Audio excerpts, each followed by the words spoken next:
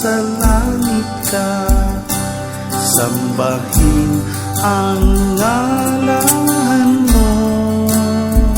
Mapasa amin ang kaharian mo, sundin ang loob mo dito sa lupa para lang sa langit. Bigyan mo kami ngayon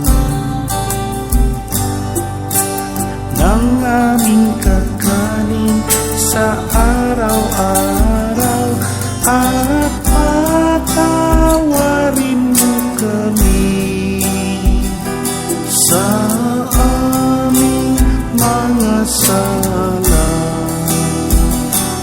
para ng pagpapatawad namin sa nagkakasala sa amin.